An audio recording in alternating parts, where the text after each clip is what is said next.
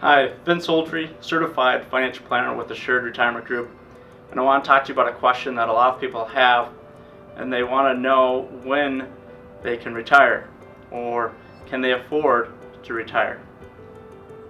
Now the question is a little bit more difficult to answer than yes or no, but I'll start with an article that the Wall Street Journal just came out with recently, and that was the illusion of wealth and the illusion of poverty. And what happened was there was a question about whether $1 million was enough to retire on, or would you rather have $5,000 of income per month. Now the illusion is that the $1 million is an illusion of wealth, and the $5,000 a month is an illusion of poverty. And what you really need to do when it comes to figuring out when you can afford to retire is actually combine those two things together, and then you will no longer have an illusion. Now most retirement plans, when you go online, the calculators that you have actually don't show you if you do have enough income to retire. So here's what you need to do to figure out if you can afford to retire. Number one is figure out your spending. Are you going to be spending the same amount that you are today as you are in retirement, or is it going to be less? Now one good way to figure out if you want to maintain your lifestyle in retirement is to really understand that you're going to be spending the same amount that you are today, and sometimes more. So what we want to do is take your last 12 months of your statements, your bank statements, figure out all the debits that are coming out of your account, add up all 12 months and divide it by 12, and that'll give you your average over the last 12 months. If you don't believe that number, go back even further, go back 16, 18, or 24 months and divide it by that number of months, and you'll get your average. Now sometimes you'll have an anomaly in there. Please leave it in there, because every now and then you're going to have to replace a windows or roof or buy a new car, and it's good to keep those things in there if you want to maintain the same lifestyle that you're having today.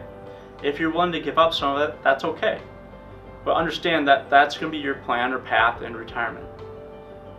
The next thing you need to do is look at your non-discretionary your expenses and your discretionary expenses. So your non-discretionary expenses are expenses that are going to be like your house, keeping a roof over your head, making sure you can make those payments, utilities, gas, food, water. All those things are non-discretionary expenses. Then you have your discretionary expenses, which are travel, maybe giving gifts, and maybe you might do some extracurricular things, maybe going out to eat a lot, or going to bars, or movies, or plays. All those things would be considered discretionary expenses.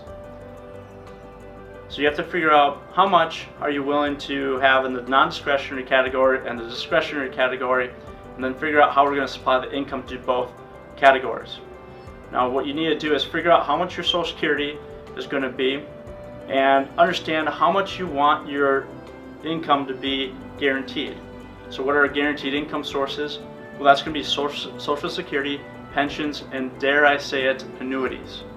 They are pretty much the only game in town that will give you guaranteed income. Now most people like you that are in or near retirement want guaranteed like income to cover their non-discretionary expenses. They want to make sure they can at least maintain a level of lifestyle.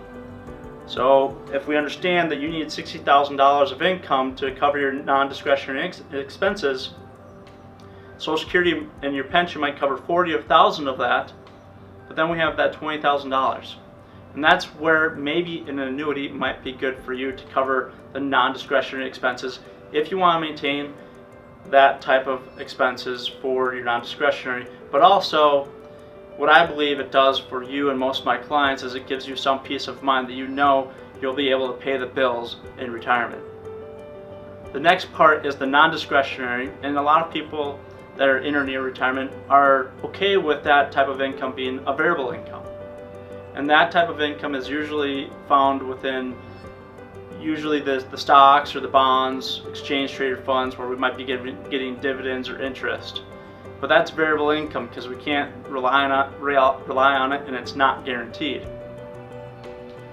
So now that you know how you're going to cover your discretionary and non-discretionary expenses, we have to figure out what type of withdrawal rate you need to get a total of income. So if I need $100,000 of income every single year and I only have $1 million, well, after I add in Social Security and my pension, that means I need $60,000 left over to take out to cover all of my expenses.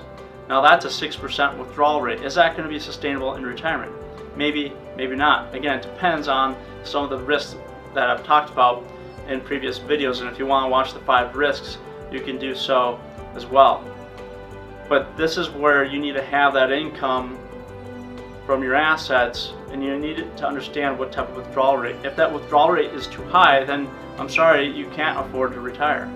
If that withdrawal rate is pretty low, in the 3 to 4% range, there's a better chance of success in retirement. Now that you have figured out what your withdrawal rate might be and how much guaranteed income you'd like and non-guaranteed income you'd like, you have a better chance of creating success in retirement, but you still have to look at the what-if scenarios, and that's where the risks might come in, like inflation or early loss of spouse. When you can understand how all these things work together, then yes, you can afford to retire. If you want us to help you by going through our 10-point master retirement plan to make sure that you'll have all of your non-discretionary expenses and discretionary expenses covered, whether it be from stocks, bonds, mutual funds to annuities, what we do is we'll look at it independently and make sure you can cover all those things. If you don't need us, not a big deal, but here at least are the steps you need to do that, to make sure you know if you can afford to retire. Until then, I hope that this illusion of wealth and illusion of poverty, hopefully you can take those two illusions and actually create an idea of what your retirement will be and whether or not you can afford to retire.